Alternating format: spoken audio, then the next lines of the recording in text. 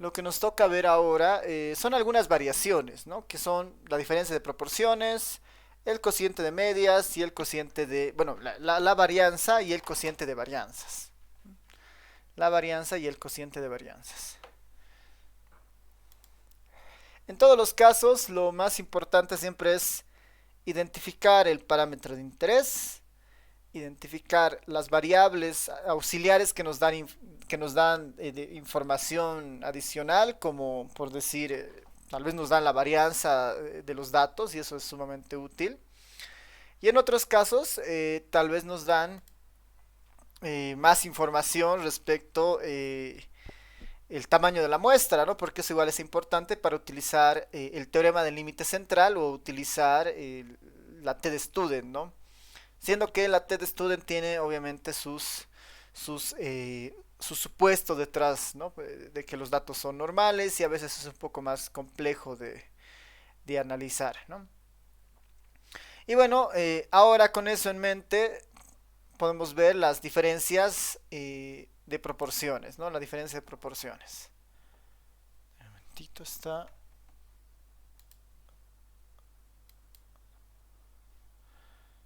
cargando.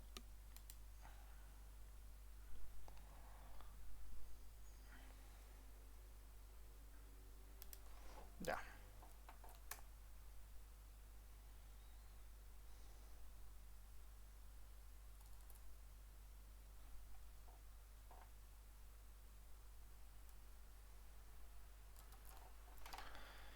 Denme un momento, está un poco lento mi equipo, así que denme un momentito hasta que se estabilice.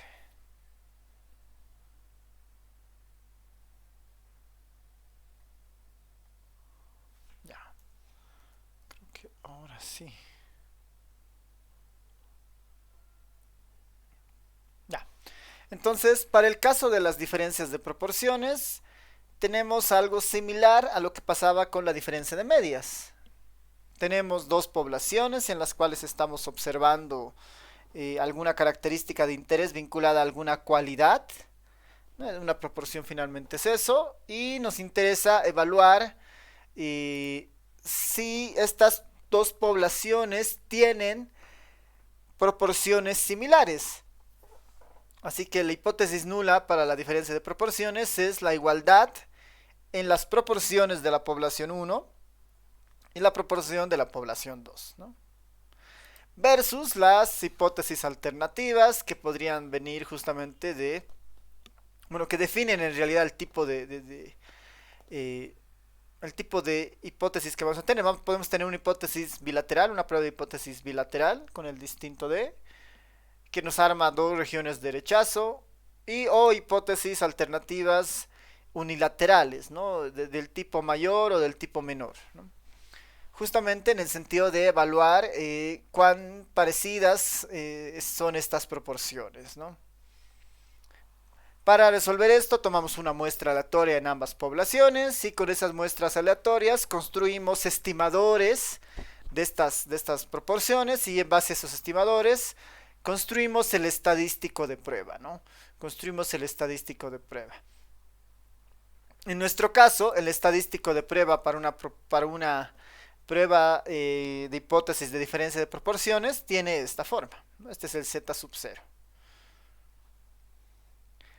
La proporción, ¿no? La proporción de la población uno menos la proporción de la población 2 menos como el promedio, ¿no? Como asumimos que estos son iguales a cero, entonces simplemente el numerador queda de esta forma. Y en el denominador está la varianza de la diferencia de las proporciones, ¿no? La varianza de la estimación de la varianza de las proporciones, que queda de esta forma. Ahora, en esta idea, ¿no? En esta idea, noten que tenemos P1 menos P sub 2, que son las estimaciones de las proporciones para la población uno y la población 2. Aquí abajo está simplemente P, ¿no? Está simplemente P, que en realidad podrían estar en función de P1 y P sub 2, ¿no? Esta P es como una especie de ponderación del observado en P sub 1 y P sub 2, ¿no? Asumiendo que eso justamente influye en el comportamiento de la varianza de las proporciones. Pero si la hipótesis nula es cierta, es decir, si son iguales a cero o si son iguales estas proporciones, entonces se deberían distribuir como una normal, ¿no? Como una normal. En el escenario de que el tamaño de muestra sea mayor a 30, ¿no? Ese es en el escenario de que n sea mayor a 30, por el teorema del límite central. Ya. Esta P que vemos ahí, ¿no? Esa P es en realidad una especie de P ponderada. Ya, esta P que vemos acá es una P ponderada, que eso es tal vez eventualmente el trabajo que hay que hacer cuando calculamos esto, ¿no? Porque ahí está, ¿no? Esta P, en realidad lo único que está haciendo es sumando los casos favorables en la población 1 y en la población 2 y dividiéndolo entre el total de la muestra. Lo que es lo mismo, esta P sombrero es una proporción ponderada de las dos proporciones de las poblaciones. Esa es esta P, ¿no? Esa es posiblemente una de las variaciones respecto a los intervalos de confianza, ¿no? Tener esta proporción ponderada. Y ya con eso nosotros tenemos toda la información para hacer una prueba de hipótesis con n mayor a 30 para una diferencia de proporciones. Habría que simplemente calcular este estadístico de prueba. No hay en este escenario varianza conocida, siempre son varianzas desconocidas, porque si la varianza fuera conocida, entonces ya se sabe el valor de P, porque la varianza de la proporción es simplemente P por 1 menos P, ¿no? La varianza de una variable binaria, ¿no? Es P por 1 menos P.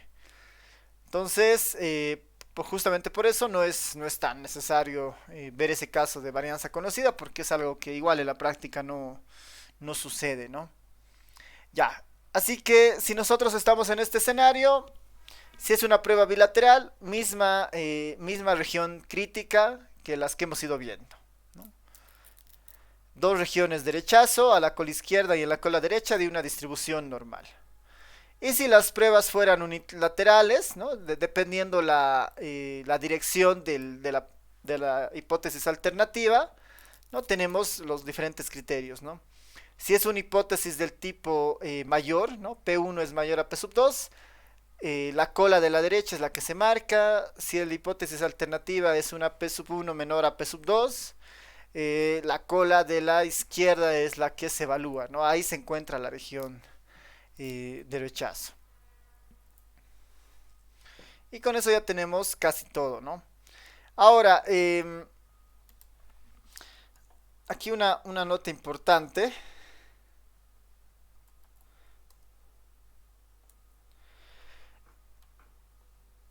El supuesto principal de las pruebas de hipótesis que hemos ido viendo es que los datos, hay suficiente información, ¿no? Hay suficiente información para utilizar el teorema del límite central, ¿no?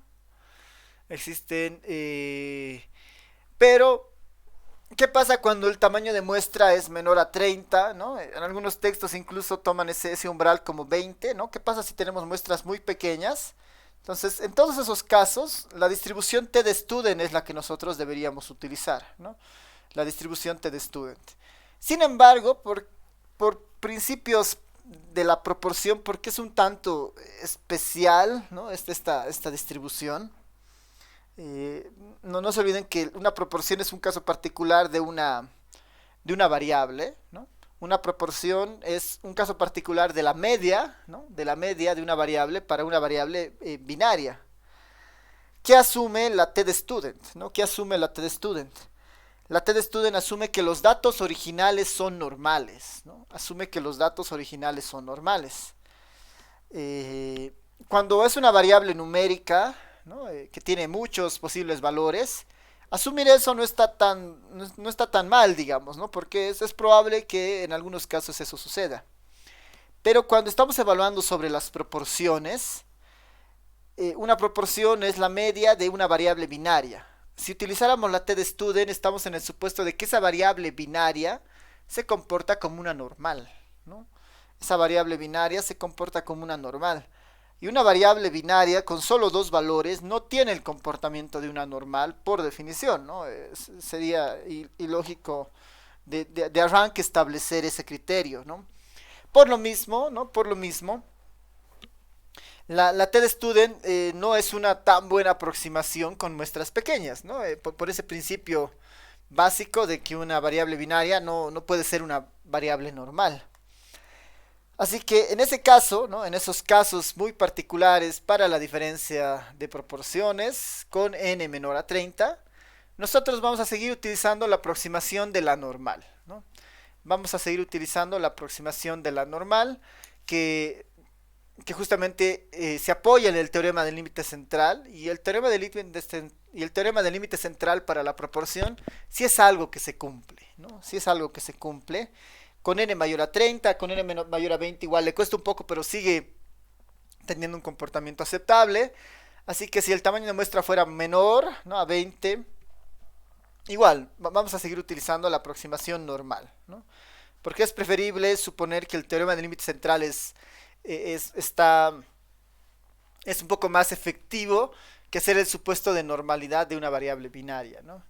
Esa es un poco se va referido justamente esta nota, ¿no? Que una alternativa sería la TED-Student, pero no, en realidad tal vez la aproximación normal es la mejor, ¿no? A partir del teorema del límite central. Ya. A ver, les voy a dar un ejercicio para este caso, para evaluar. Un ejercicio en este caso. Un ejercicio para ustedes.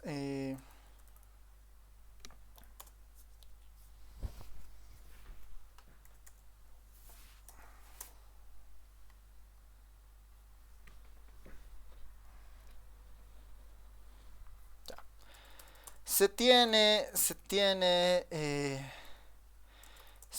el dato, ¿no? Se tiene el dato de una muestra, ¿no? De una muestra, ¿no? Se tiene el dato de una muestra de 60 nacimientos por hospital en dos hospitales, ¿no? En dos hospitales. Se tiene el dato de una muestra de 60 nacimientos por hospital en dos hospitales, ¿no? Es decir, 120 nacimientos se están observando, ¿no? En dos hospitales. Donde se pesó, ¿no? Donde se realizó o donde se cuenta, ¿no? Donde se cuenta con el peso, ¿no? Con el peso en kilogramos, con el peso en kilogramos de estos nacimientos, ¿no? De estos nacimientos. En el primer hospital, ¿no? En el primer hospital, bueno, tal vez antes de esto del primer hospital,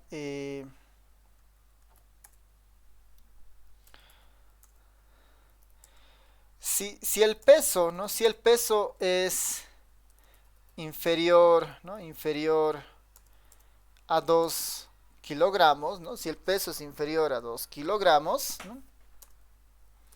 Representa una alerta, ¿no? Una alerta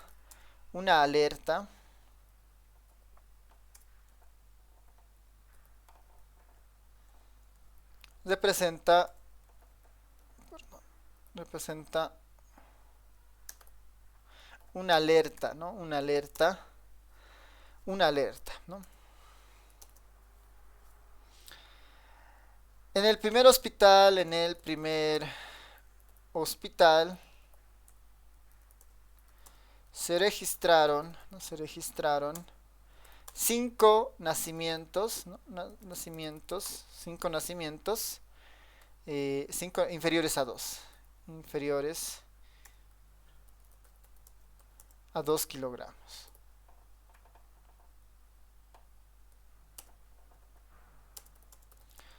Y en el segundo se registraron 7 nacimientos. 7 nacimientos.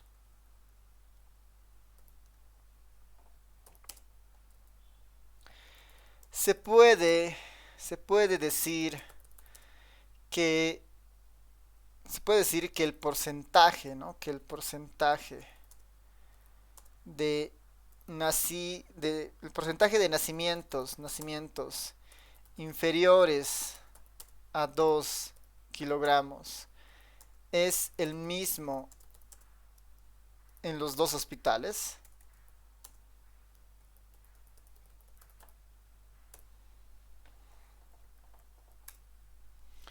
Ya, entonces nuestro ejercicio plantea justamente eso, ¿no? Que estamos observando datos de dos hospitales, tenemos 60, una muestra de 60 en ambos hospitales. La característica de interés justamente es esa. Y queremos ver si los nacimientos se pueden considerar estos nacimientos inferiores a 2% similares, ¿no? En ambos hospitales.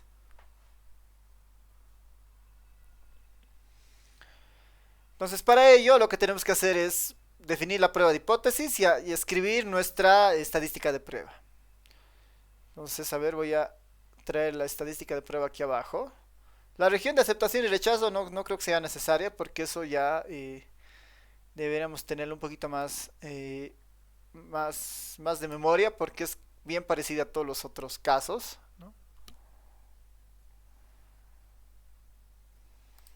Pero sí el estadístico de prueba muchas veces cambia un poco, ¿no? Ahí está nuestro estadístico de prueba. Y eventualmente lo que necesitamos también es esta proporción, ¿no? Esta proporción y esta proporción se encuentra acá.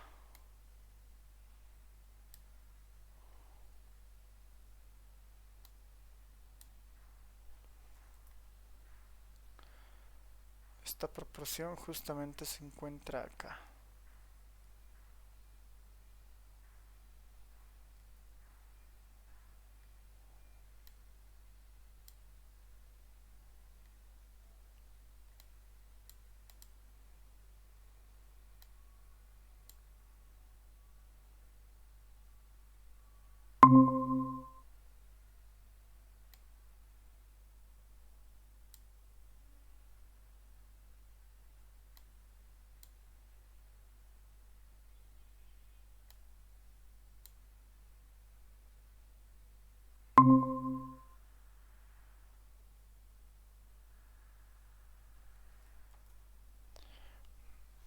Hola, ¿me escuchan?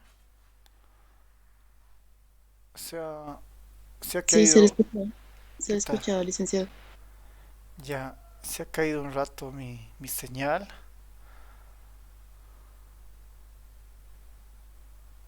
Pero ahí está, ¿no? Ahí está la pregunta y el estadístico de prueba. Lo voy a poner aquí al ladito esta proporción ponderada igual para que la tengan.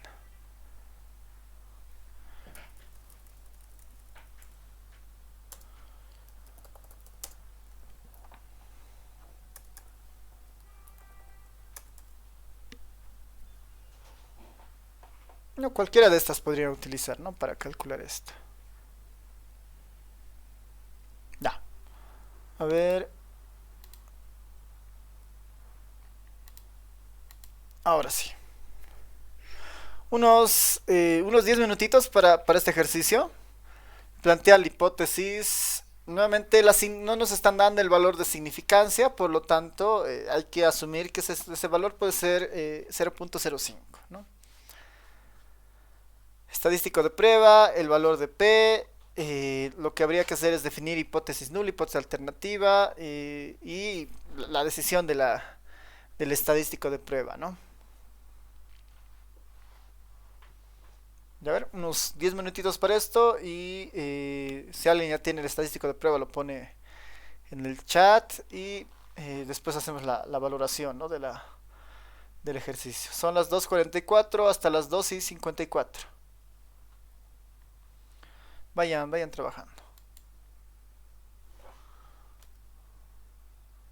Ya uno de sus compañeros ha dado un resultado para el Z sub 0, ¿no? De menos 0,60, ¿no? Menos 0,60.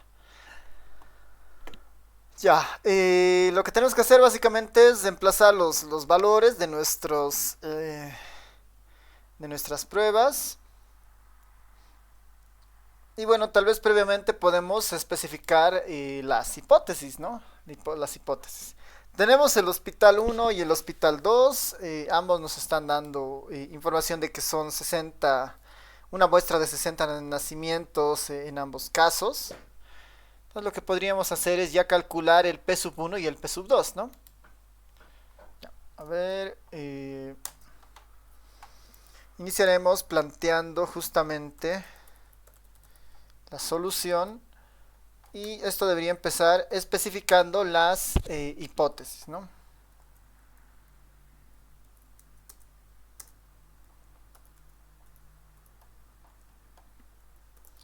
Hipótesis nula. Igualdad de proporciones. La proporción 1 es igual a la proporción 2, ¿no? La proporción de nacimientos en el hospital 1 es igual a la proporción de nacimientos en el hospital 2. No hay un interés sobre saber si un hospital tiene una proporción de nacimientos estos de alerta mayor a alguno de uno que otro, ¿no? Entonces, como hipótesis alternativa, bastaría con plantear una prueba de hipótesis bilateral, ¿no? Una prueba de hipótesis bilateral. Entonces, la prueba de hipótesis bilateral básicamente simplemente sería que la proporción de nacimientos en el hospital 1 es diferente, ¿no? Es diferente o es distinto de la proporción de nacimientos en el hospital 2. ¿No? Esa sería nuestra hipótesis alternativa. Con eso ya tendríamos que construir nuestros estadísticos de prueba, pero tal vez previamente podemos justamente construir la información que necesito para el estadístico de prueba, ¿no? Para el estadístico de prueba. Necesito la estimación de las proporciones, ¿no? Por un lado, necesito las estimaciones de la proporción del hospital 1, ¿no? De los nacimientos del hospital 1. Por definición, esta proporción simplemente es el cociente de los casos efectivos sobre los casos totales. Entonces, en este caso sería el hospital 1, por ejemplo, han registrado 5 nacimientos, ¿no? 5 nacimientos de los 60. 5 nacimientos de los 60. Esa es la proporción en este caso. Le podemos calcular 5 dividido entre 60. Podemos tomar tal vez a 2 decimales o también podríamos dejarlo en fracción para ser un poco más exactos, ¿no? Eventualmente vamos a pedir algo de exactitud, pero a ver, tomaremos tal vez con 3 decimales, ¿no? Para tener un poco de más control en esta parte. Entonces esto es igual 0.0833, ¿no?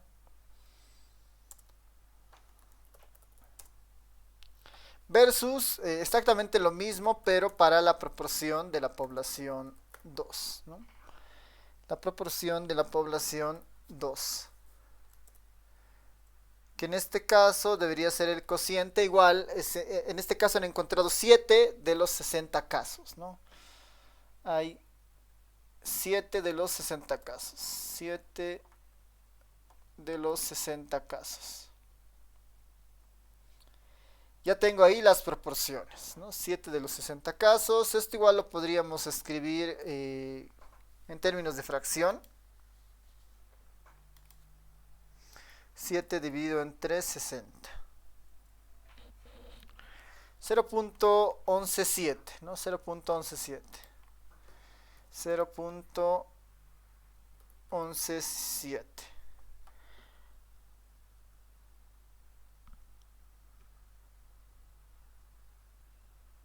Ya está, ¿no? Entonces tenemos las dos proporciones. Dentro del estadístico de prueba, ¿qué también necesitamos? Necesitamos a esta P, ¿no? A la P también la necesitamos. Una opción es calcularla de esta forma, ¿no? Como la sumatoria de los casos dividido entre las muestras totales, o también de esta forma, ¿no? Lo que sea más fácil de calcular. En este caso, por la información dada, la primera forma es un poquito más sencilla, ¿no? Entonces aquí vamos a construir esta nuestra proporción ponderada.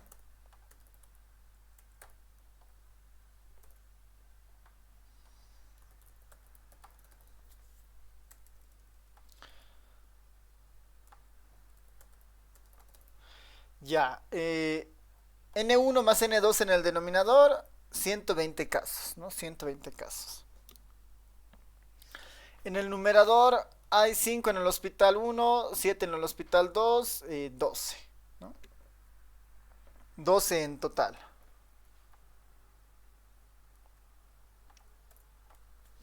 Lo que me da un resultado de 12 sobre 120, ¿no? Que ese ya es más estable, ¿no? 0.0, a ver, 0.1, ¿no? 0.01. Bueno, 0.1, 0.1, 0.1. Y ya está, ¿no? Ya tenemos a todos los elementos para construir nuestro estadístico de prueba. Al P1, al P sub 2 y a esta proporción que era una especie de proporción ponderada, ¿no? Lo que me restaría es, lo que me restaría es simplemente operar, ¿no? Operar en estos casos. Podemos hacerlo con la idea de no perder tantos decimales, con fracciones o con los valores en decimales, ¿no? Cualquiera está bien también, ¿no? A ver,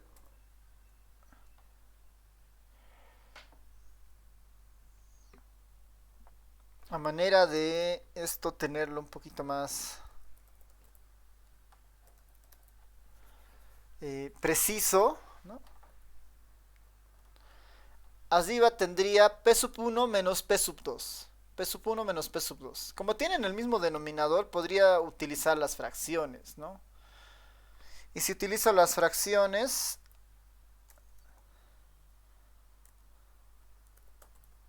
me quedaría algo así.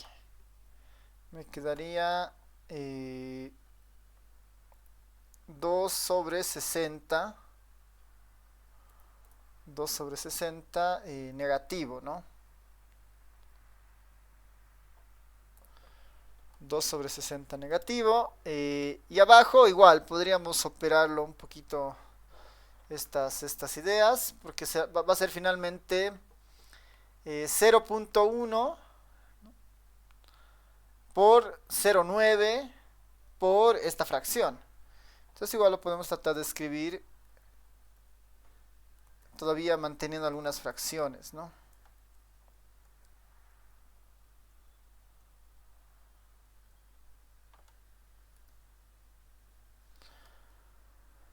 A ver, abajo deberíamos escribir algo así. La raíz cuadrada de 0.1 por 0.9, no, ahí no estamos perdiendo nada con los decimales, 0.1 por 0.9 por este cociente que va a ser un 60 más un 60, ¿no? Un centavo más un sesentavo, 12 centavos, y si eso lo simplifico va a ser por un treintavo, ¿no? Por un treintavo, si saco los factores, bueno, si simplifico, ¿no? 1 sobre 30, ¿no? 1 sobre 30. 1 dividido entre 30 igual es un número relativamente manejable. Podríamos, bueno, no, igual, ¿no? 3, 3, 3, 3, 3, ¿no? Podemos dejarlo en 1 sobre 30 para no perder mucha precisión, ¿no? Este sería el estadístico de prueba. Ahora sí, lo podemos operar, ¿no? Entonces, en cualquier caso, esto va a ser negativo, ¿no? En el numerador, 2 dividido entre 60.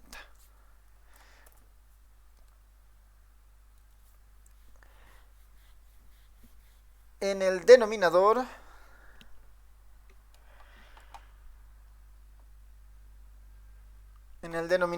la raíz cuadrada. Ahorita vamos a poner el signo. El signo lo vamos a poner al final, ¿no? Es negativo al final. Está bien, ¿no? Raíz cuadrada de 0.1 por 0.9 por 1 dividido entre 30, ¿no?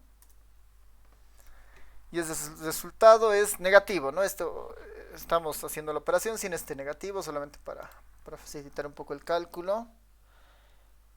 Entonces sería menos 0,6085, ¿no?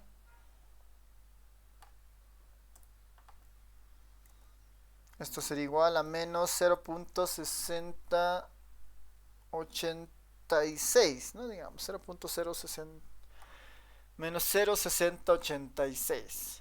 Está bien, ¿no? Es por un tema de decimales, se puede perder algo de precisión, pero no debería haber una variación muy fuerte, ¿no? Y el resultado de su compañero es 0.6038, seguramente es un tema de decimales en algún punto. Ya, pues está bien, ¿no? Tenemos el valor justamente ya del estadístico de prueba. ¿Qué dicen? ¿Qué dicen entonces? ¿Se rechaza o no se rechaza la hipótesis nula?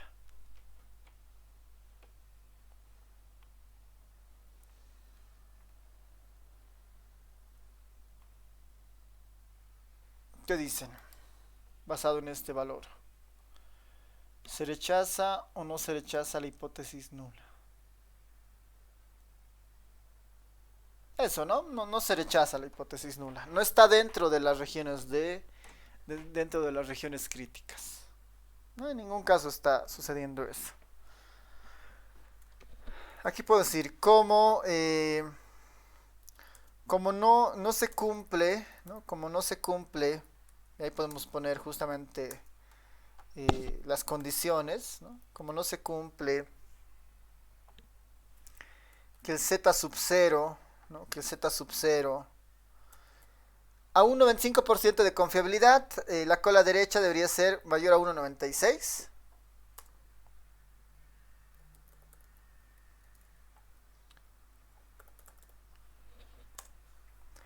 O lo que debería suceder es que el z sub 0 sea menor a la cola izquierda, que sería menos 1,96, ¿no?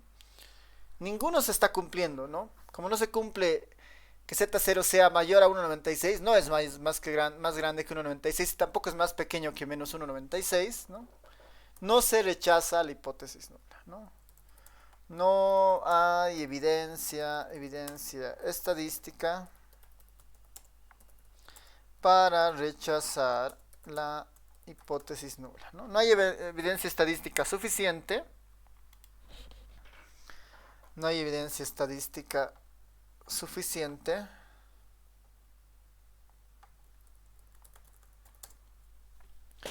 para rechazar la hipótesis nula. No se rechaza la hipótesis nula, ¿no?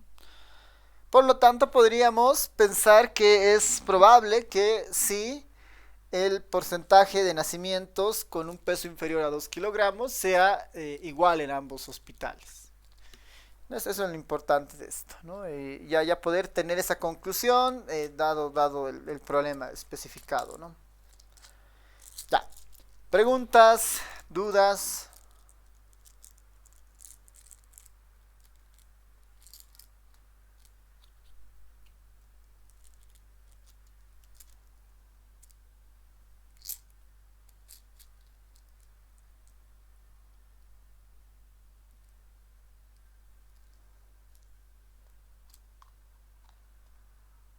Ya. Entonces, a ver, acá en los apuntes hay algunos elementos más vinculados. Hay otro ejercicio. Lo muestro un poquito más grande. Mismo procedimiento, mismas decisiones eventualmente, ¿no? Hay un gráfico más ahí. Lo que podemos ver ahora son, bueno, lo que nos queda en realidad son dos pruebas de estadísticas más, ¿no? Que es la prueba de hipótesis sobre la varianza y la prueba de hipótesis sobre el cociente de varianzas, ¿no? La prueba de hipótesis sobre la varianza y sobre el cociente de varianzas. Los cambios de esto, a diferencia de lo que hemos visto, es que ya no estamos trabajando ya no podemos utilizar el teorema del límite central, ¿no? ¿Por qué? Porque vamos a estudiar a la varianza. Queremos nosotros ahora hacer testeos sobre la varianza de los datos. Sobre la varianza de los datos. Por el capítulo 2 de la materia, la varianza tiene una relación con la distribución chi cuadrado. Si asumimos que los datos originales tienen una distribución normal, ¿no? Entonces, un supuesto de inicio para utilizar esta prueba de hipótesis es que los datos originales son normales. El objetivo de estas pruebas es hacer supuestos sobre el valor de la varianza de una población. No se olviden que la varianza está relacionada con la variabilidad de la información, ¿no? Entonces podríamos estar interesados en una varianza, en contrastar una varianza grande, una varianza corta, ¿no? Dependiendo un poco de lo que nosotros estemos interesados en medir, ¿no? Entonces, para esta prueba estamos interesados en plantear hipótesis sobre el valor de la varianza. Existe muchas veces esta necesidad para justamente entender si la variabilidad dentro de los datos es fuerte o no. Y como recordatorio, nuestro objetivo es suponer o hacer alguna hipótesis en realidad respecto a la varianza poblacional, la varianza de los datos, ¿no? De los datos originales, ¿no? Y la varianza de los datos originales tiene esta forma, ¿no? Es el sigma cuadrado, que es la varianza poblacional. Esta es la varianza poblacional, ¿no? Que mide básicamente las dispersiones al cuadrado de los datos, ¿no? Las dispersiones de cada dato respecto a su promedio poblacional, ¿no? Nuestra hipótesis va a ser igual que antes, ¿no?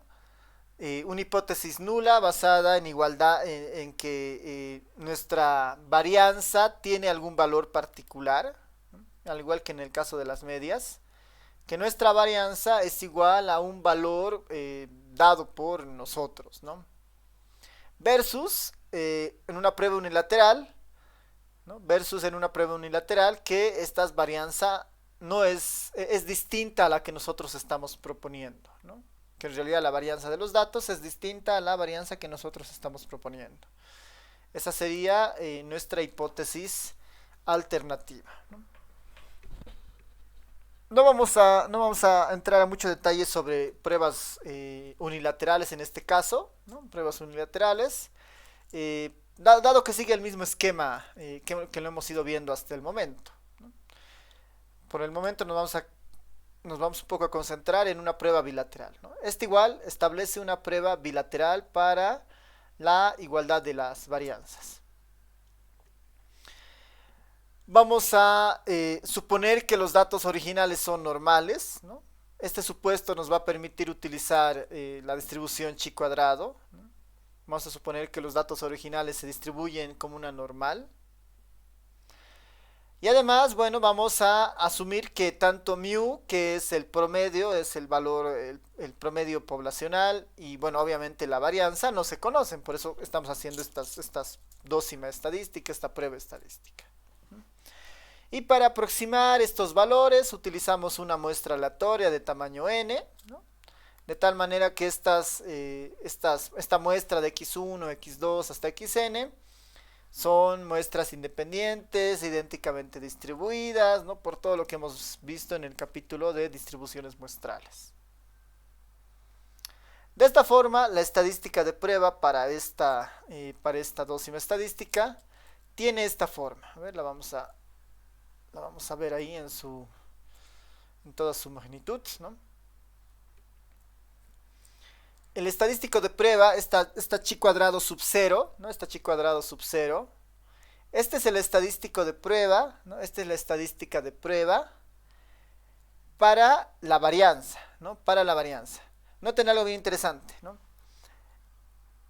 Esto es n-1 por la varianza muestral, ¿no? Esta S cuadrado es la varianza muestral. Le voy a quitar su sombrero para que se iguale a nuestra notación, a la notación del libro.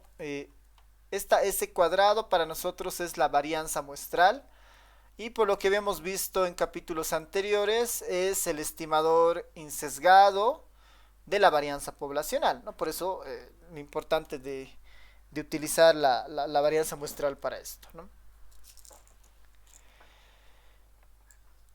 Si la hipótesis nula es cierta,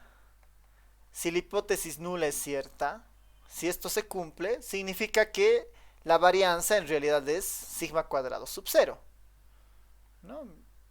Si eso es cierto, si la hipótesis nula es cierto, significa que este término debería comportarse como un h cuadrado con n-1 grados de libertad, porque es lo que hemos visto cuando veíamos los estimadores puntuales, ¿no? Que la varianza con ciertos arreglos, ¿no? se puede distribuir como un h cuadrado.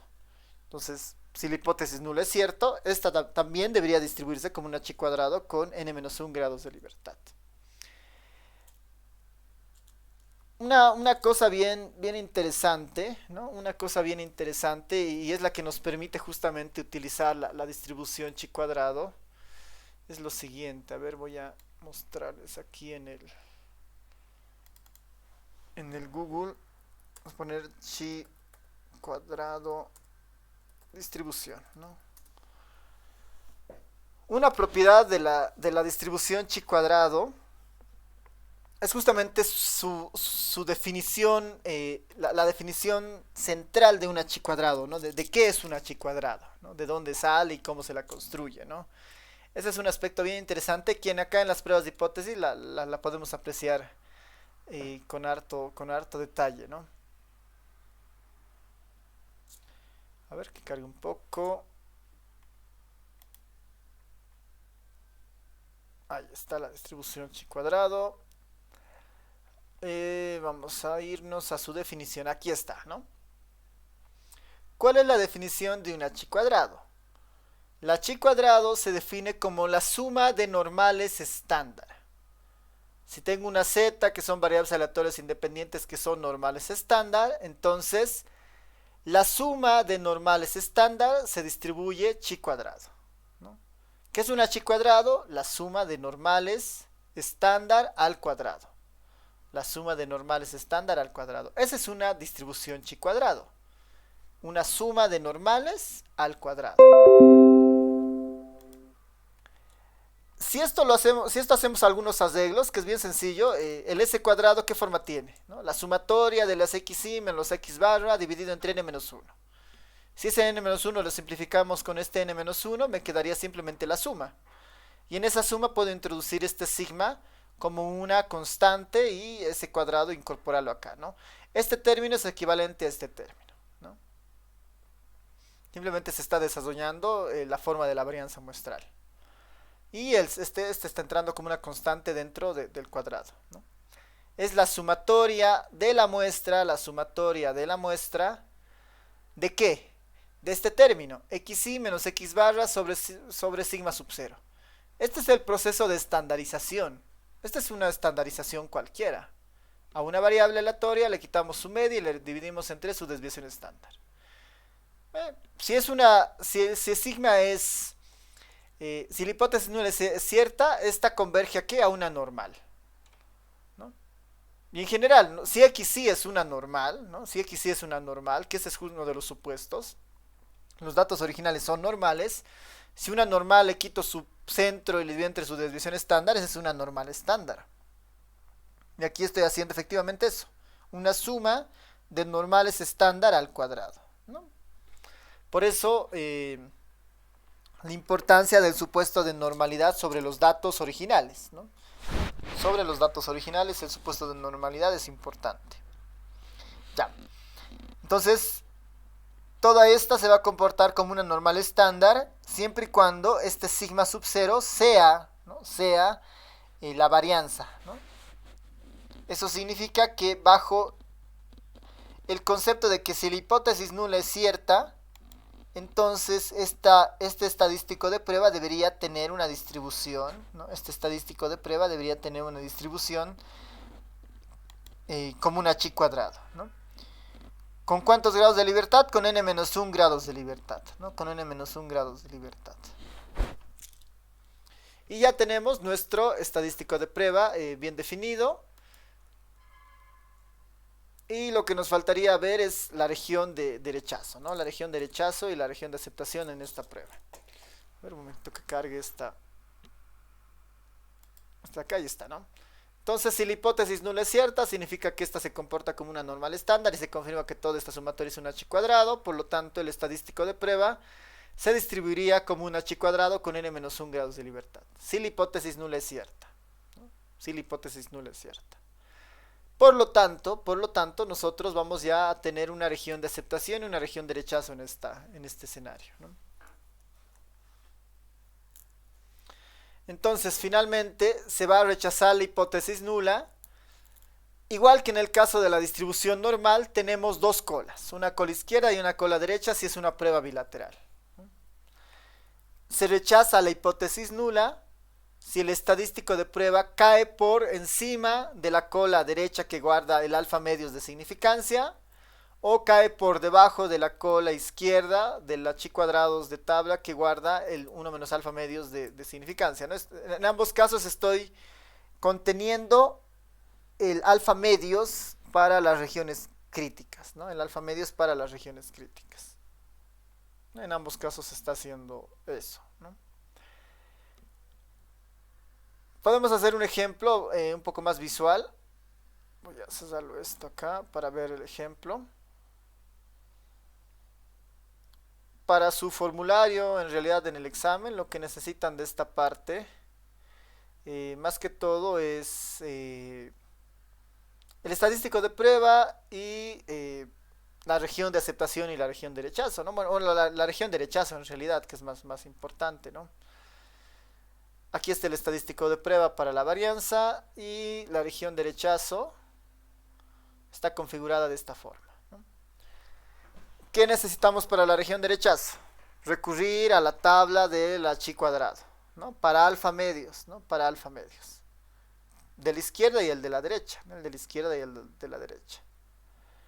Visualmente esto lo podemos ver de la siguiente forma. Para una chi cuadrado con, bueno, para una muestra de 20, supongamos que es una muestra de 20,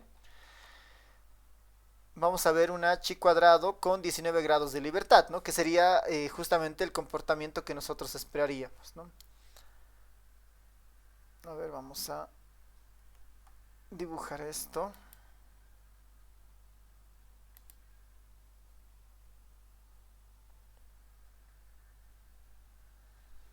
Está un poco lento esto.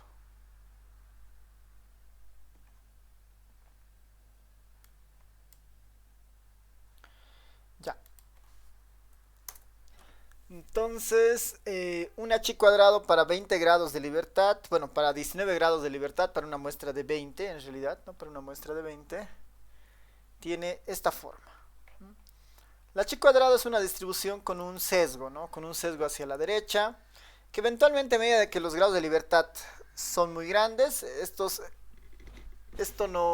un poco se empieza a percibir menos, digamos, ¿no?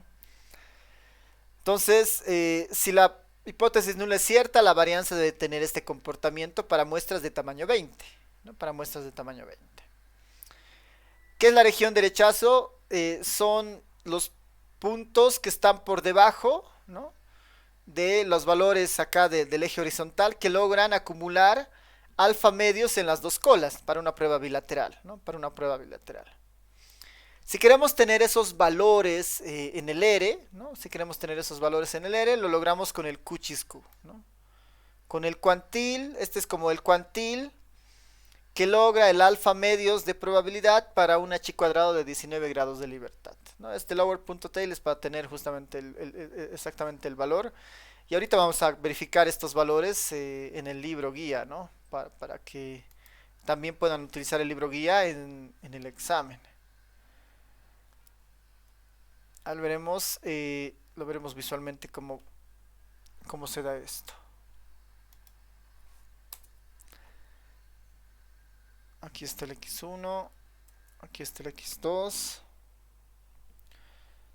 y ahí están las regiones de aceptación y rechazo en nuestro dibujito, ¿no? Y podemos verlo de manera más ¿no? La región de rechazo, en este caso, está por debajo del 891 o por encima del 3285, ¿no? Por encima del 891, diré por debajo del 891, región de rechazo, por encima del 3285, región de rechazo. Lo que nos garantiza que el centro está conteniendo el 95% de la información, ¿no? El centro, todo lo que está ahí al centro, contiene el 95% de la información y esa es nuestra región de aceptación, ¿no? Esa es nuestra región de aceptación. Ya. A ver,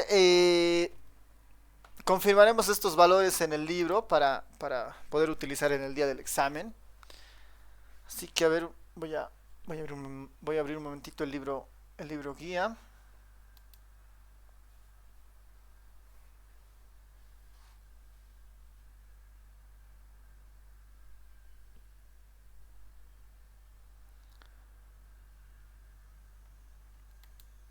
Esperen un momentito en lo que se abre el libro guía. Preguntas, dudas hasta acá, tal vez.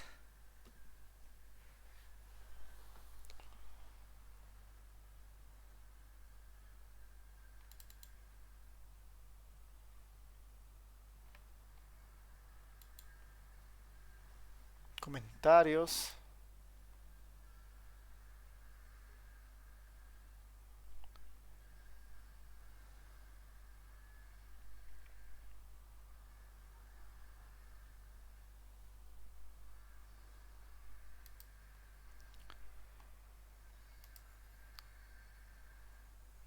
Ya, ahí está nuestro libro guía.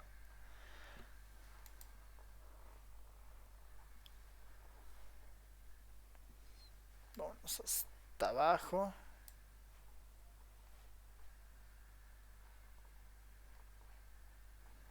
Un poquito más abajo.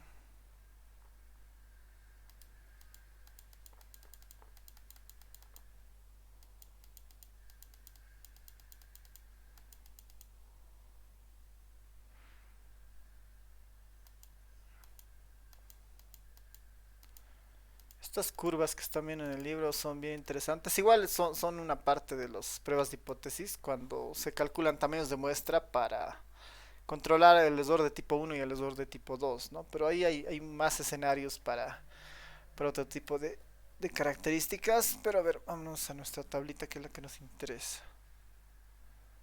Estamos en la tabla F. La distribución F, igual que la vamos a usar en un momento más. Esta es la distribución T de student. Y aquí está la distribución chi cuadrado, ¿no? Aquí está la distribución chi cuadrado.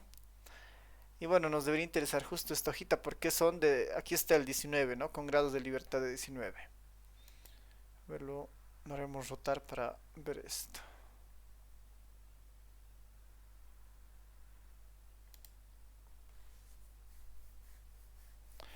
Ya.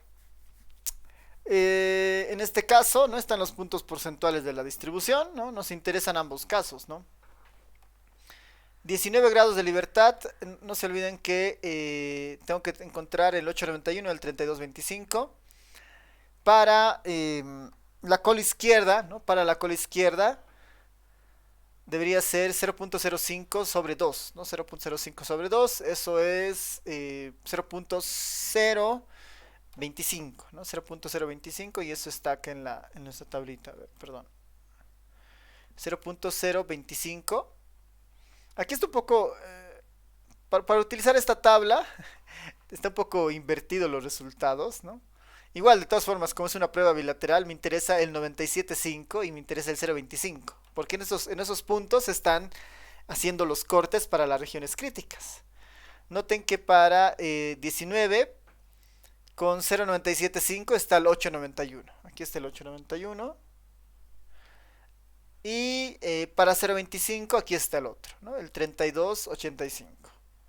Si vamos al gráfico, 8.91, 32.85. Exactamente los mismos. Eh, Eventualmente lo que hay que tener cuidado es eso, ¿no? Entender que nuestra distribución, tal vez para las pruebas unilaterales, ahí sí tenemos que tener más cuidado en el caso de utilizar nuestra tabla, ¿no? Ahí es recordar que esta nos está devolviendo en realidad un poco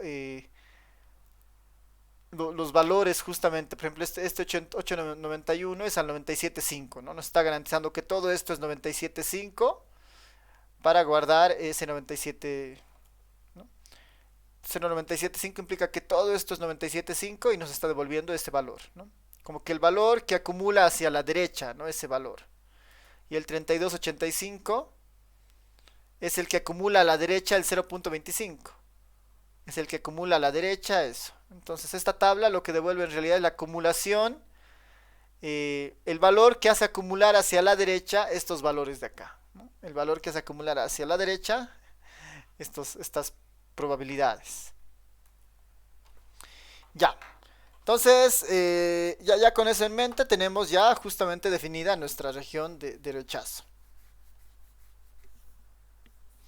Para las pruebas unilaterales, ¿no? Para las pruebas unilaterales es casi mismo estadístico de prueba, exactamente mismo estadístico de prueba, y como antes, ¿no? Lo que varía ahora es la dirección de la hipótesis alternativa.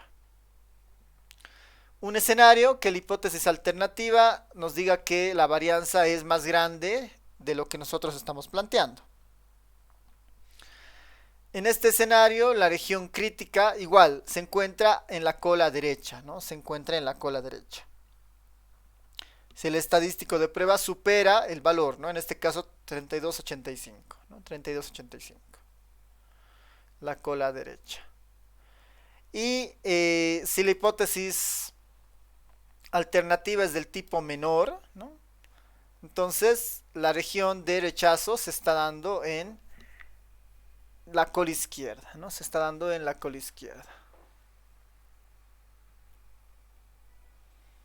No es bien parecido a nuestros casos, ¿no? A nuestros casos anteriores, solo que ahora ya no trabajo con el alfa medios, ¿no? Como estoy trabajando con una prueba unilateral, toda la significancia debería estar contenida en una de las colas que vamos a evaluar, ¿no? Por eso acá es sigma cuadrado de alfa, ya no es alfa medios, y acá también, ¿no?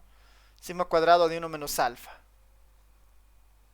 En el caso del R, igualito que antes, ¿no? Ya no tengo el alfa medio, sino tengo justamente directamente el alfa, ¿no? Y el alfa.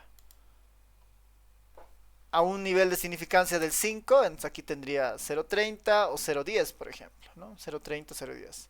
Esta para la opción mayor, ¿no? Y esta para la opción menor, ¿no?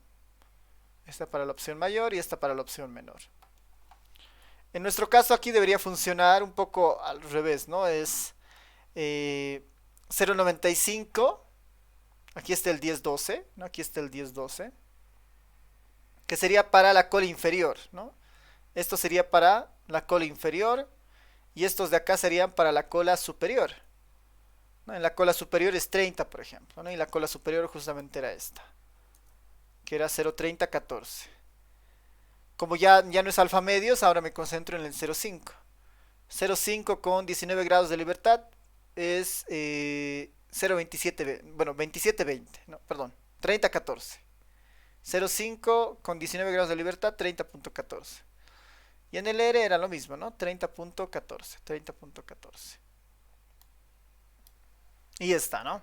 Entonces con eso ya tenemos una salida también para pruebas de hipótesis unilaterales, ¿no? Unilaterales para la varianza. De manera gráfica podemos ver un poco esta idea, ¿no? De las colas que en realidad nos interesan, ¿no? De las colas que en realidad nos interesan. Si es mayor, estamos interesados en que el estadístico de prueba caiga acá para rechazar la hipótesis nula. O si es del tipo menor, estamos interesados que el estadístico de prueba caiga acá para rechazar la hipótesis nula, ¿no? Si la alternativa es del tipo menor o mayor, ¿no? Seguimos con la idea, ¿no? Si es mayor, cola derecha. Si es menor, cola izquierda. Exactamente lo mismo. Un ejemplo bien sencillo de esta parte, ¿no? Este ejemplo lo podemos hacer rápidamente. No hay una restricción del tamaño de muestra, porque nuestra concepción o nuestra idea básica es que los datos originales son normales, ¿no? Por eso no hay necesidad de hacer supuestos sobre el tamaño de la muestra, ¿no? En este caso nos dice, el fabricante de una fuente de poder está interesado en la variabilidad, ¿no? En la variabilidad del voltaje de salida, ¿no? Ha probado 12 unidades elegidas al azar, una muestra, ¿no? De 12 unidades, y ha medido justamente los resultados de los voltajes, ¿no? Ha medido los resultados de los voltajes. Y estos son justamente esas medidas, ¿no? 534, 5, 507, ¿no? Probar que la variabilidad es de 0,5, ¿no? Probar que la variabilidad es de 0,5.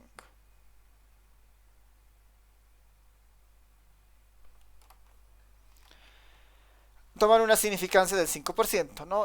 La variabilidad es de 0,5, ¿no? En el fondo nos están diciendo que quiere contrastar la hipótesis de que la varianza es igual a 0,5 versus una alternativa de que no es 0,5. ¿Qué deberíamos hacer? Construir el estadístico de prueba, ¿no? Construir el estadístico de prueba. Aquí una vista, nuestro estadístico de prueba simplemente se basaría en ¿qué? En calcular la estimación de la varianza, es decir, calcular la varianza muestral de estos 12 numeritos, que lo tenemos justamente acá la fórmula.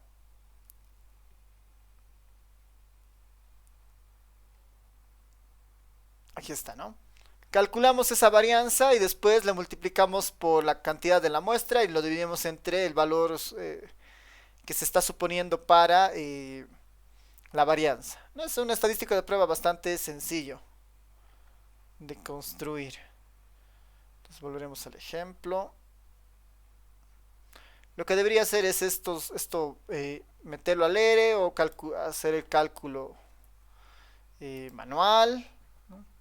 Yo lo voy a meter al ERE para tenerlo esto medio rápido. Ahí están los 12 datos.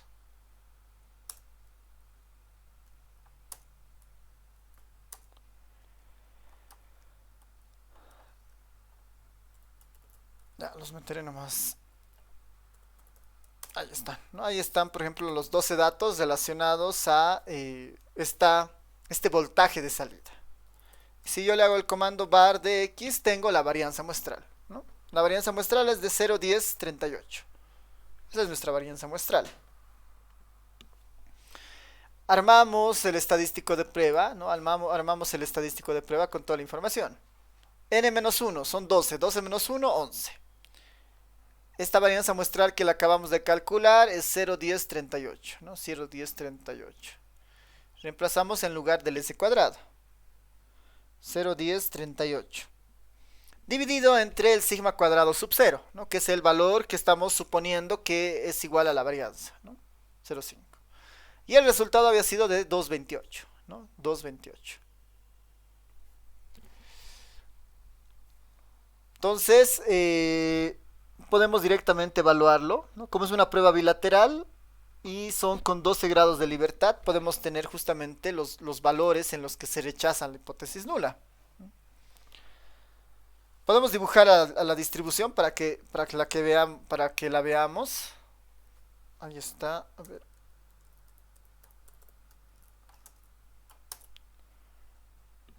Esta es la distribución. Esta es una chi cuadrado con 11 grados de libertad. Si la hipótesis nula es cierta, así debería comportarse nuestro estimador, ¿no?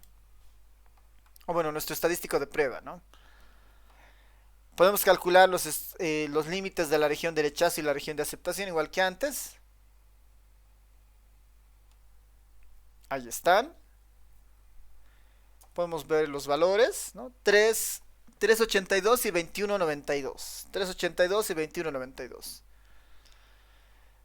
Si está por debajo de 3,82 o por encima de 21,92, se rechaza la hipótesis nula. Puedo incluir ahí está la línea verde, no sé si se nota, la línea verde es el valor donde ha caído el estadístico de prueba, ¿no? Aquí ha caído el estadístico de prueba. Ha caído en la región de rechazo. Por lo tanto, ¿no? Rechazamos la hipótesis nula, ¿no? Por lo tanto, rechazamos la hipótesis nula, ¿no? Esto para verlo un poco gráfico, para entender lo que se está haciendo. Y si no, nos vamos a la definición, que decía que se rechaza la hipótesis nula si alguno de estos dos se cumple. Si el estadístico de prueba está en la cola derecha, está acá, o el estadístico de prueba está en la cola izquierda, acá, ¿no? La primera no se cumple, ¿no? 2,28 no es mayor a 21,92. La segunda sí, efectivamente el 2,28 es menor a 3,32. Si alguna de estas dos es cierta, se rechaza la hipótesis nula, ¿no? Entonces, por lo tanto, ¿no? Aquí podemos decir, por lo tanto, se rechaza la hipótesis nula, ¿no? No había sido la variabilidad igual a 0,5. No había sido la variabilidad igual a 0,5. Estos valores, ¿cómo los confirmamos en tablas? ¿No? Nos vamos al 11, ¿no? Aquí está hasta el 18 grados de libertad. Aquí están con 11 grados de libertad. Al 95% debería ser el 97.5. Aquí está el 382 que estaba acá. Y el 0.025 con 11 grados de libertad está acá, el 21.92, ¿no? El 21.92. No, el 21.92. ¿No? Entonces igual, ¿no? Se lo puede esto calcular con la tabla para el examen y ya cuando hagamos algo o cuando hagan algo más en la práctica, en la parte profesional, ya pueden utilizar algún software que les dé justamente ese valor, ¿no? Con más precisión incluso. ¿No? La limitación de la tabla en nuestro caso es que, por ejemplo, este test para muestras, no sé, muy grandes, ¿no? Ya no va a ser tan útil, ¿no? Si tenemos una muestra de 35, no vamos a poder utilizar esta tabla, por ejemplo, ¿no? Es una limitación de esta tabla, ¿no? Porque con 35 ya podemos utilizar el R y tenemos mucha más precisión, ¿no? Con esta función QCHISQ. Ya, preguntas, dudas antes de pasar a la siguiente prueba.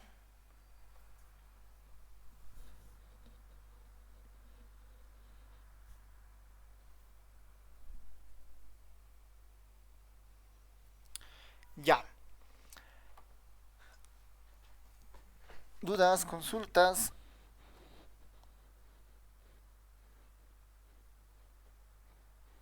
Ok, entonces nuestra última prueba de hipótesis, ¿no? En este marco es las pruebas de hipótesis sobre la igualdad de varianza. Sobre la igualdad de varianza. Esto es como bien parecido a diferencia de medias, diferencia de proporciones. En el sentido de que estamos estudiando a dos proporciones. Estamos estudiando a dos proporciones. Bueno, a dos poblaciones, perdón. Estamos estudiando a dos poblaciones. Este supuesto, ¿qué dice? Que las variaciones, ¿no? El comportamiento de los datos en términos de variabilidad en las dos poblaciones es igual, ¿no? Eso es lo que quiere contrastar. Pueden tener tal vez medias iguales, ¿no? Dos poblaciones podrían tener medias iguales, pero por ahí existe mayor variabilidad en una población respecto a otra, ¿no? Es decir, podría no tener la misma nivel de varianza, ¿no? Y eso es lo que justamente persigue esta prueba, ¿no? Explorar si la varianza de las poblaciones, de dos poblaciones independientes, son iguales. De forma similar, nuestro supuesto principal es que tenemos dos poblaciones que son independientes entre ellas. De estas se sacan muestras aleatorias de cada una de ellas. Y hay un supuesto importante que los datos originales en ambas poblaciones se distribuyen como una normal, ¿no? Porque si no, no podríamos utilizar este estadístico de prueba y todo lo que vamos a ver. Entonces hay un supuesto de normalidad sobre los datos originales en ambas poblaciones. ¿Por qué sucede esto? Porque la Fisher, ¿no? Que es la distribución que vamos a utilizar ahora, por definición la Fisher es el cociente entre chi cuadrados, ¿no? Más sobre sus grados de libertad, pero finalmente es un cociente entre chi cuadrados. Y como hemos visto, la chi cuadrado es la suma de normales estándar. Por lo tanto, los datos tienen que ser normales para que todo esto se pueda utilizar. Ya, entonces con eso en mente, ¿no? La idea inicial es contar con dos poblaciones, sobre la cual se observan dos variables que asumimos que son normales, justamente lo que dice acá, ¿no? Asumimos que cada una tiene una distribución normal con sus propios parámetros. X1, μ1, sigma 1. La otra población tiene otra variable, x2, μ2 sobre y sigma cuadrado 2, ¿no? Tiene sus propios parámetros. Obviamente para las dos poblaciones no conocemos sus parámetros, eso es lo más usual, por eso hacemos una muestra, ¿no? Tomamos muestras de tamaño N1 y N2 de ambas poblaciones y con eso tenemos ya todos los elementos para hacer nuestras pruebas de hipótesis. Hipótesis nula, igualdad de varianzas, ¿no? Las varianzas en ambas poblaciones son iguales. Versus la hipótesis alternativa. No son iguales, ¿no? En una prueba unilateral, perdón, en una prueba bilateral, ¿no? En una prueba bilateral. No son iguales. El estadístico de prueba es igual un poco sencillo comparado con los que hemos ido viendo.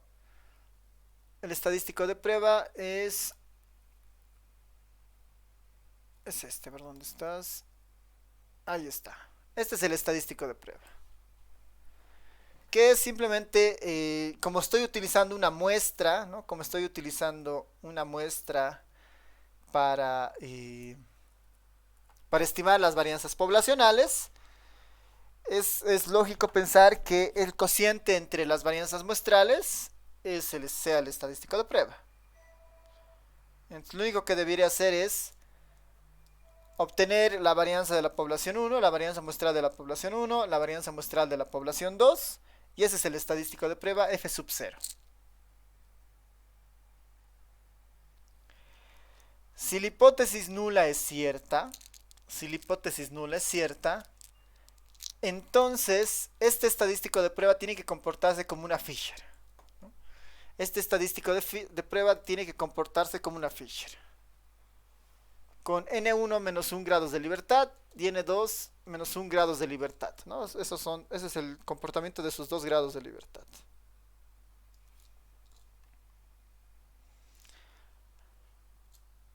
Igual, como en el caso de la Fisher, se están configurando regiones de aceptación y regiones de rechazo, pero ahora sobre una Fisher. La Fisher está casi centrada en el 1, ¿no? Casi centrada en el 1, porque si es cierta la igualdad de varianzas, este cociente debería ser muy cercano a 1, ¿no? Porque son valores, el numerador y el denominador deberían ser muy parecidos, ¿no? Por eso la Fisher igual en nuestro caso tendría que estar muy centrada en 1, ¿no? Si la hipótesis nula es cierta, entonces evaluamos en nuestras regiones de rechazo, ¿no? Igual existen dos colas, ¿no? La cola derecha, si el estadístico de prueba supera este valor de la tabla de la F, ¿no? Con alfa medios y N1 menos 1, N2 menos 1 grados de libertad, o se encuentra en la cola de la izquierda, ¿no? La que está más pegada hacia los negativos, ¿no? Mismo razonamiento que en todas las pruebas. Lo que eventualmente va a cambiar es cómo encontramos estos valores, ¿no? Cómo encontramos estos valores.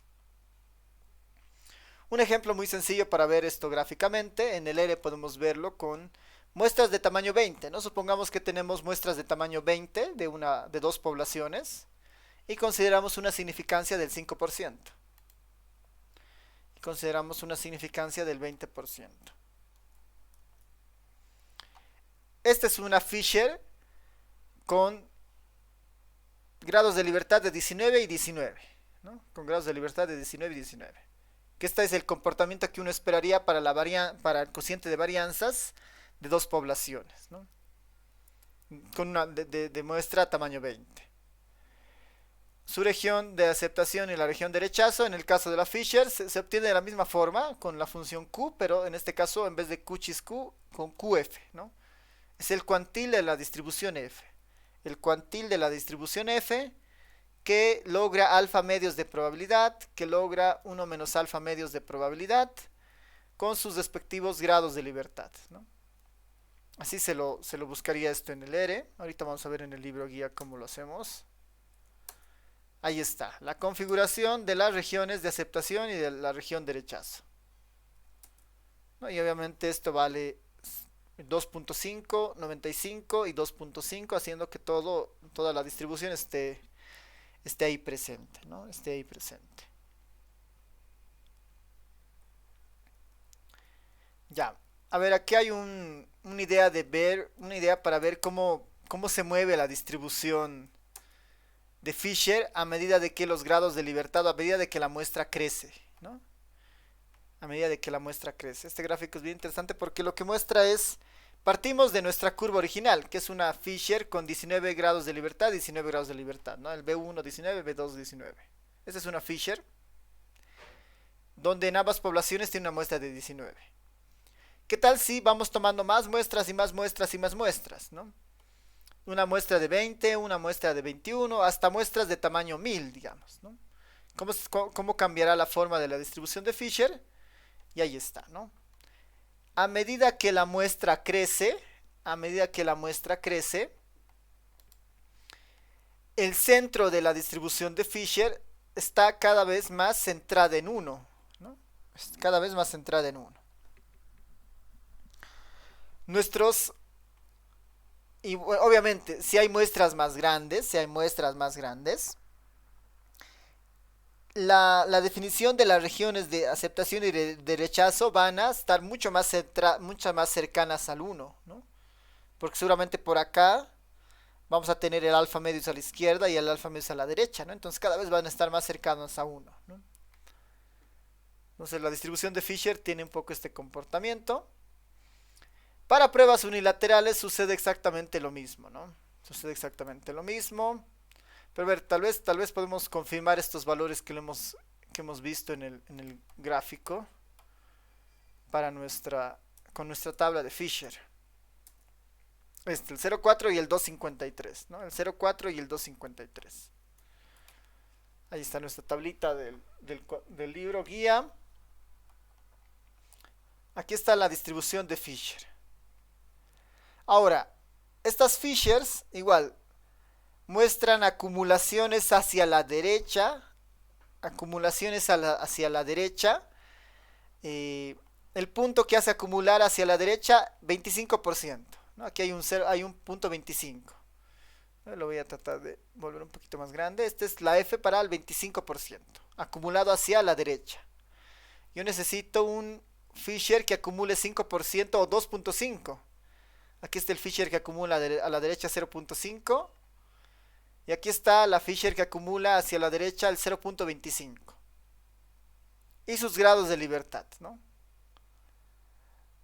Noten que no tenemos para 19 y 19, ¿no? No tenemos en la tabla. Ese es un gran problema, ¿no? Ese es un gran problema. Y tampoco tenemos la Fisher que está hacia, la que acumula hacia la derecha el 97.5, ¿no? Entonces, claramente esta tabla nos puede generar, no nos permitiría, digamos, calcular todo lo que queremos, ¿no? A ver, con esta al menos podemos tratar de evaluarla. Con esta F es de 0.25. Veremos muestras de tamaño 11, ¿no? En vez de hacer lo que hemos hecho acá, ¿qué tal si probamos con una muestra de tamaño 11? Para ver la tabla, digamos, ¿no? Para ver la tabla principalmente.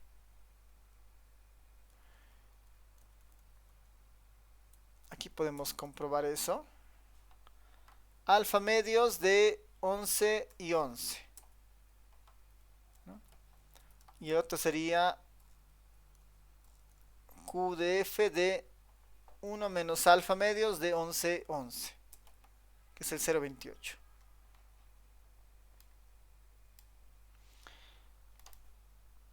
No, con un tamaño de muestra de 11 en ambos grados de libertad, ¿no? Acumulando, esto sería, por ejemplo, esta sería la cola superior, el 3,47, y esta sería la cola inferior, el 0.28. ¿No? ¿Cuál me está devolviendo la tabla? La tabla debería haber con 11 grados de libertad, ¿no? Tampoco tenemos 11, con 10 grados de libertad. Probemos con 10. Con 10, con 10, con 10, con 10.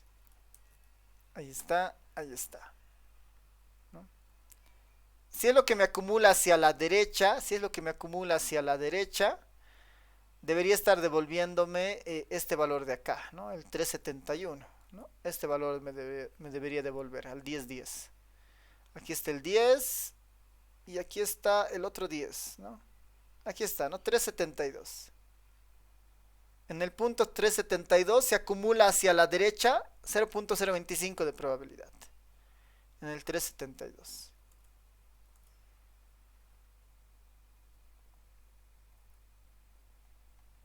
Ahí está, ¿no? El 372.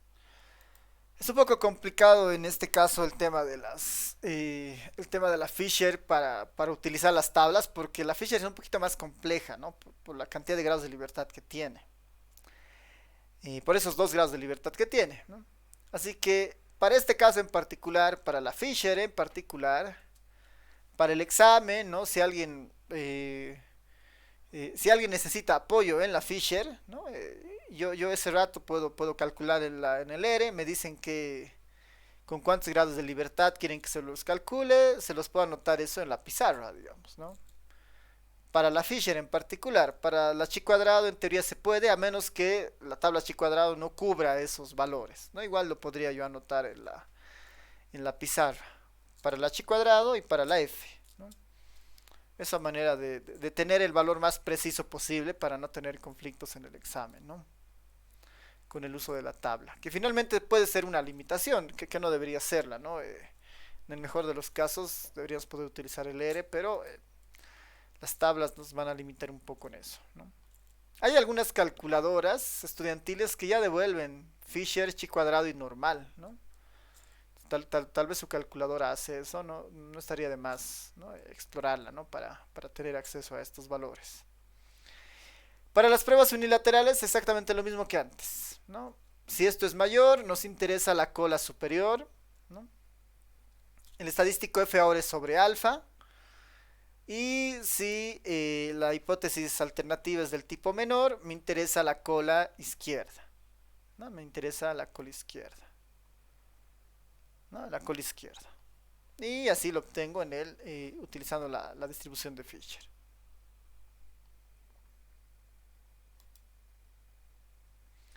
En R igual se pueden ver estas dos colas en el caso unilateral. Simplemente para mirar, ahí está la cola derecha y ahí está la cola izquierda, ¿no? La cola derecha de la Fisher, la cola izquierda de la Fisher, ¿no? Para una muestra de tamaño 20 en ambas poblaciones, ¿no? Una nota bastante sencilla, tanto para la prueba de varianza e igualdad de varianzas, ¿no? Tanto para la varianza e igualdad de varianzas, el supuesto principal es que los datos originales se distribuyen como una normal. Este es el supuesto principal, que los datos originales se distribuyen como una normal. Y eso no siempre ocurre, ¿no? Eso no siempre ocurre. Por eso son, si bien es cierto, son pruebas bastante sencillas de implementar, tienen un supuesto muy fuerte por detrás, ¿no? Sin embargo, son de las mejores pruebas que hay para este tipo de tests, ¿no? Para este tipo de necesidades de contrastar varianza, ¿no? Es nomás casi lo mejorcito que hay, porque las otras opciones en realidad serían los otros escenarios, buscar alguna prueba no paramétrica que ya no se apoye en distribuciones convencionales como la normal, la chi cuadrado, la de Fisher, ¿no? Entonces, es de lo mejor que hay, dado los diferentes escenarios, ¿no? Pero es bueno que tener esta noción, ¿no? De normalidad. Ya, entonces, para este tema del cociente de varianzas, ahí sí les voy a pedir que puedan revisar el libro guía para ver algunos ejemplos, ¿no? Hay un par de ejemplos en el texto para mirar esto.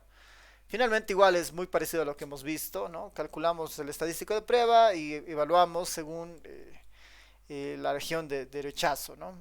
Entonces, eso les voy a pedir que lo vayan viendo en el libro guía, lo revisen para el examen del día lunes. Y bueno, en los apuntes está también este punto de test de normalidad aplicados en R.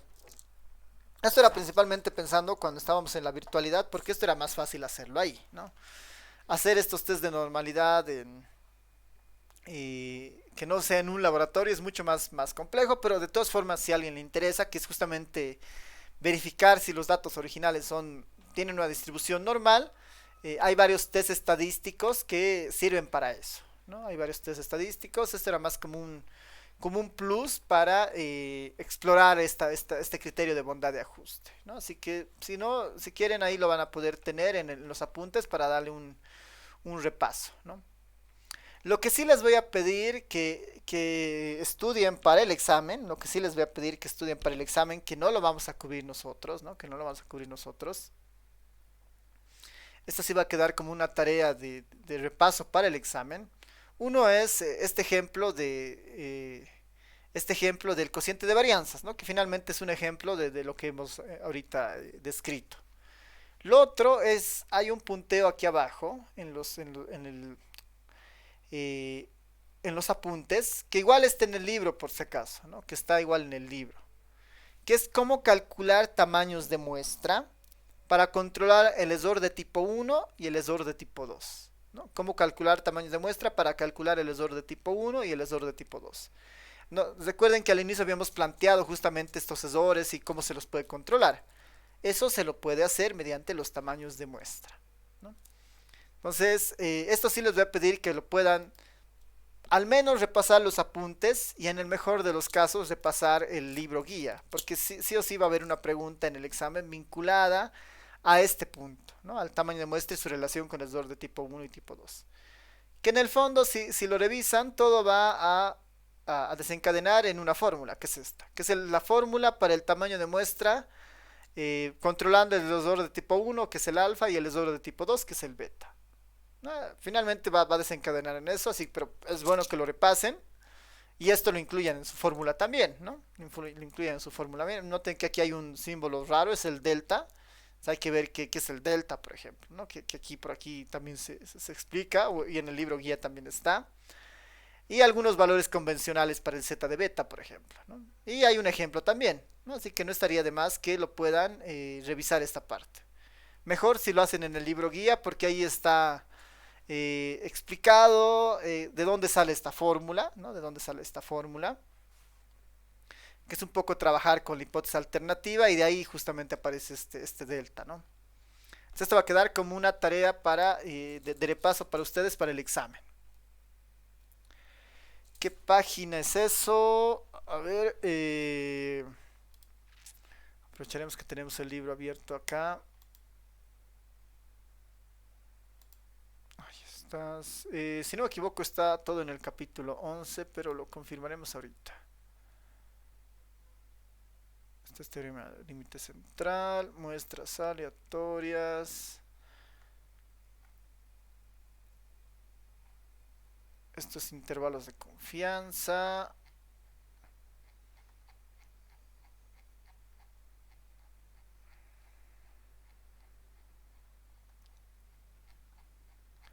Ya, por si acaso todo lo que hemos visto está en el capítulo 11 del libro guía, referido a las pruebas de hipótesis.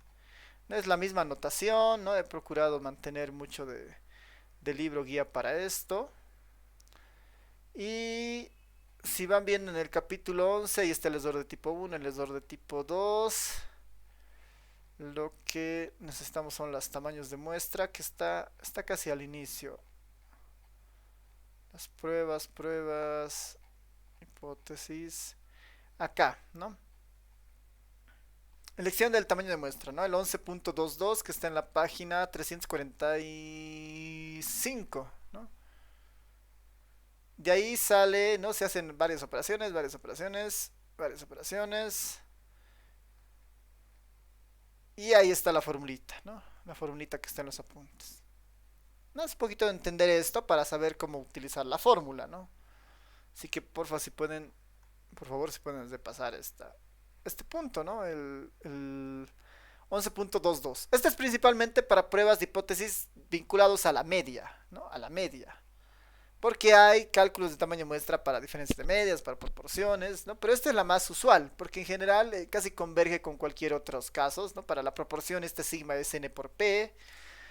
Para la varianza hay que tener cuidado porque estos límites ya están vinculados al h cuadrado, ¿no? Entonces hay esas variaciones. Pero para nosotros esta que es con la media es más que suficiente para repasar, ¿no? Que es ese punto. Ya, súper. No sé si hay más consultas, preguntas, porque si no con esto estaríamos terminando el avance. Y nos vemos directamente el día lunes para su segundo parcial, recuperatorio el 5 y final el 7, ¿no? 7 de diciembre. Cierto, los apuntes y las grabaciones. Lo voy a revisar lo de los apuntes, porque he estado actualizando acá, pero creo que no se actualiza en la página. Lo voy a revisar eso y junto con las grabaciones lo voy a ir subiendo, ¿no? Porque sí creo que no están de unas 3 4 clases las grabaciones todavía. Sí, lo voy a subir hasta el viernes o sábado, por favor. Ah, ya, ¿de qué parcial es este examen? Básicamente de pruebas de hipótesis e intervalos de confianza, ¿no? Prueba de hipótesis e intervalos de confianza. Ya, sí, lo voy a verificar y así lo actualizo los apuntes. Lo voy a actualizar yo creo que hasta el viernes. Si hasta el viernes, espero que al final del viernes, si no lo ven y no está funcionando, me escriben, si no, por favor, al Classroom para hacerme recuerdo. O si no se está visualizando algo también para que puedan ahí igual aprovechar el fin de semana para dar un repaso, ¿no? A los apuntes o a los videos. Super, nos vemos entonces el día lunes para el examen.